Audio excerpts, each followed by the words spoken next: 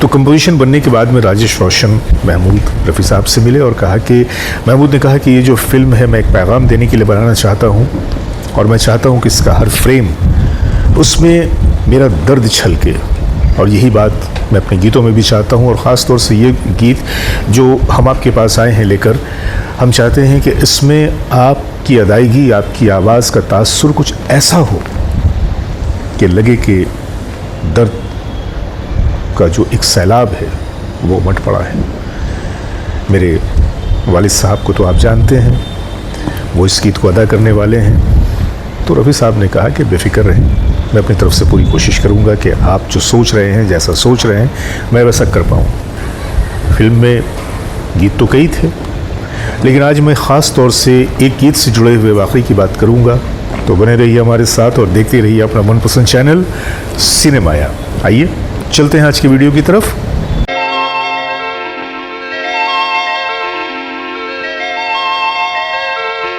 दोस्तों, हुआ यूँ कि जब महमूद के दिमाग में यह ख्याल आया कि मैं एक फ़िल्म बनाकर समाज के लोगों को ये पैगाम दूँ कि अपने छोटे बच्चे का किस तरह से ख्याल रखें और कैसे उन्हें समय पे पोलियो के टीके लगवाएं ताकि किसी भी बच्चे को इस तरह की तकलीफ़, इस तरह की बीमारी से जूझना ना पड़े।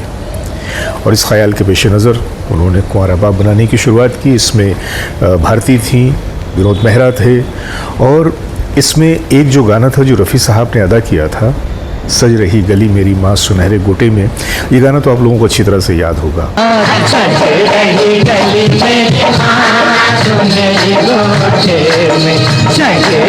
और मैं बताऊं कि इस गाने को पर्दे पे जिसने अदा किया था रफ़ी साहब की आवाज़ में, वो कोई और नहीं बल्कि महमूद साहब के अपने फादर, अपने वालिद साहब थे, मुमताज़ अली साहब, जो कि अपने ज़माने के बड़े ही माने हुए डांसर थे।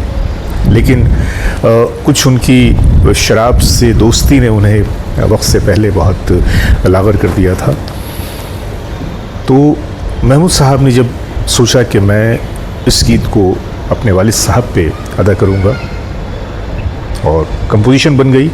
तो कंपोजिशन बनने के बाद में राजेश रोशन महमूद रफ़ी साहब से मिले और कहा कि महमूद ने कहा कि ये जो फिल्म है मैं एक पैगाम देने के लिए बनाना चाहता हूँ और मैं चाहता हूँ कि इसका हर फ्रेम उसमें मेरा दर्द छलके, और यही बात मैं अपने गीतों में भी चाहता हूँ। और ख़ास तौर से ये गीत जो हम आपके पास आए हैं लेकर, हम चाहते हैं कि इसमें आपकी अदायगी, आपकी आवाज़ का तासुर कुछ ऐसा हो कि लगे कि दर्द का जो एक सैलाब है वो उमड़ पड़ा है।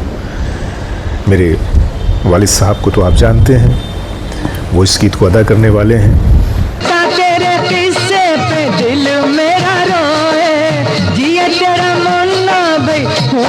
तो रफ़ी साहब ने कहा कि बेफिक्र रहें, मैं अपनी तरफ से पूरी कोशिश करूंगा कि आप जो सोच रहे हैं, जैसा सोच रहे हैं, मैं वैसा कर पाऊँ। अब महमूद साहब के साथ एक बात ये रही, ये भी आप लोगों ने नोटिस किया होगा कि महमूद साहब अपनी फिल्मों में किन्नरों को एक ख़ास मकाम देते हैं। किन्नरों के साथ साथ हैदराबादी लैंग्वेजेस को और हैदराबादी तहज़ीब का भी उन्होंने गाहे बगाहे अच्छा खासा इस्तेमाल किया है। तो अब ये जो बात थी किन्नरों वाली, तो उन्होंने रफ़ी साहब से कहा कि भाईजान, मैं इसमें जो गाना है इसमें कुछ किन्नरों का इस्तेमाल करना चाहता हूँ, और ये जो है वो बच्चे की तकरीब होगी और उसमें ये किन्नर नाचेंगे और उसमें वालिद साहब भी रहेंगे, वो भी खुशी के मारे नाचेंगे। तो इस तरह से ये एक सीन है।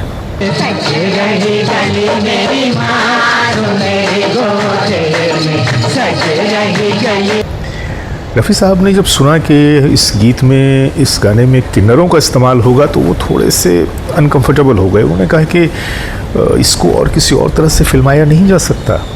तो महमूद ने कहा कि ये सीन की ज़रूरत है। जब उन्होंने कहा तो रफ़ी साहब ने कहा ठीक है, फिर कोई मसला नहीं। अब हुआ ये कि रिकॉर्डिंग वाले दिन पूरी टीम मौजूद है, और रफ़ी साहब के आने से पहले म्यूज़िकल पूरी टीम आ चुकी थी, सारे साजंदे आ चुके थे और किन्नर भी आ चुके थे। थोड़ी देर के बाद रफ़ी साहब की जब एंट्री हुई तो किन्नरों ने जब रफ़ी साहब को देखा नज़र के सामने, हाफ सफ़ेद शर्ट, सफ़ेद पैंट, पाँव में 2 पट्टे की क्रॉस चप्पल, तो किन्नरों की खुशियों का तो कोई ठिकाना नहीं था। हर चेहरा जैसे खुशी से बिल्कुल खिला जा रहा था। सबों ने रफ़ी साहब को बड़ी इज़्ज़त के साथ सलाम किया और रफ़ी साहब ने भी बड़े शर्माते शर्माते सबों को जवाब दिया। उसके बाद रिकॉर्डिंग शुरू हुई।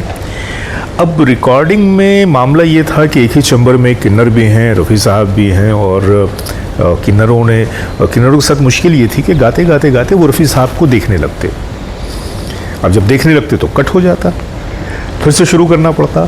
इस तरह से कई बार हुआ। तो फिर राजेश रोशन ने समझाया कि भाई आप लोग रफ़ी साहब से बैठ के आराम से बातें कर लेना, उनके साथ चाय पी लेना, लेकिन अभी आप लोग सिर्फ गाने पे तवज्जो दीजिए।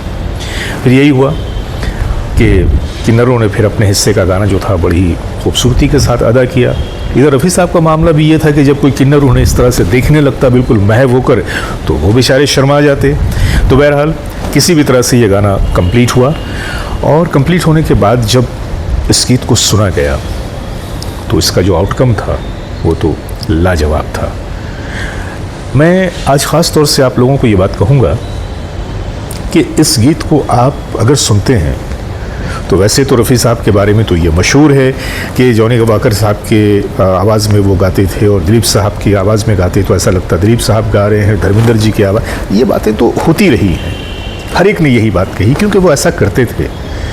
लेकिन यहाँ पे मुमताज़ अली के लिए जो रफ़ी साहब ने आवाज़ निकाली है, मैं ख़ास तौर से उस आवाज़ का ज़िक्र करूँगा कि जब वो ये कहते हैं कि बेटा तेरे मुन्ने की अलग है बात, और इस तरह से जिया तेरा मुन्ना, इस तरह से मतलब उस आवाज़ में जो एक बात है, जो अंदाज में जो बात है, ये सिर्फ रफ़ी साहब का ही हिस्सा था। तो इस तरह से फिल्म भी हिट हुई, गाना तो बहुत हिट हुआ और ये गाना आज भी आप सुनते हैं तो आपको लुत्फ़ आता है। हालांकि उसके बाद अमर अकबर एंथनी में भी इस तरह का एक गाना था, तैयब अली प्यार का दुश्मन, उसमें भी रफ़ी साहब ने किन्नरों के साथ ये रिकॉर्डिंग किया था, लेकिन वो एक अलग तर्ज का था। और ये जो गाना है इसकी तो क्या बात है। कंवारा बाप आप लोगों ने ज़रूर देखा होगा और कंवारा बाप में कहना चाहिए कि महमूद साहब अपने उस सोच में बिल्कुल कामयाब रहे। पूरे समाज को एक पैगाम मिला और महमूद साहब ने इस फिल्म के लिए अपने बेटे का ही इंतखाब किया। जो उसमें कैरेक्टर था, मेन कैरेक्टर, वो मैकी अली ने ही किया था। और आपने देखा होगा फिल्म में कि देख के अफसोस भी होता है कि एक नौजवान सा बच्चा वो बैसाखियों के बल चलता है, खूबसूरत, हैंडसम, लेकिन पैरों से माजूर। तो बहरहाल आज मैंने सोचा कि मैं इस पहलू को लेकर मैं आपके सामने आऊँ कि फ़िल्में जो हैं वो सिर्फ एंटरटेनमेंट का ज़रिया नहीं होती, सिर्फ जिगर से बीड़ी जलाने का ज़रिया नहीं होती। कहीं ना कहीं छप्पा छप्पा चरखा चलता है तो कहीं ना कहीं इस तरह के पैगाम भी समाज को ये फिल्म साज देते आए हैं और ये सिलसिला तो अब तक जारी है। उम्मीद करता हूँ कि मेरा ये आज का वीडियो आप लोगों को पसंद आया होगा।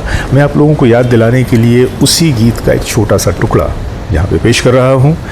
सज रही गली मेरी माँ सुनहरी गोठे में। और इसके साथ ही अपने दोस्त जावेद नसीम को इजाज़त दीजिए बहुत सारी मोहब्बतों के साथ। अगली मुलाकात तक के लिए नमस्कार, खुदा हाफिज़।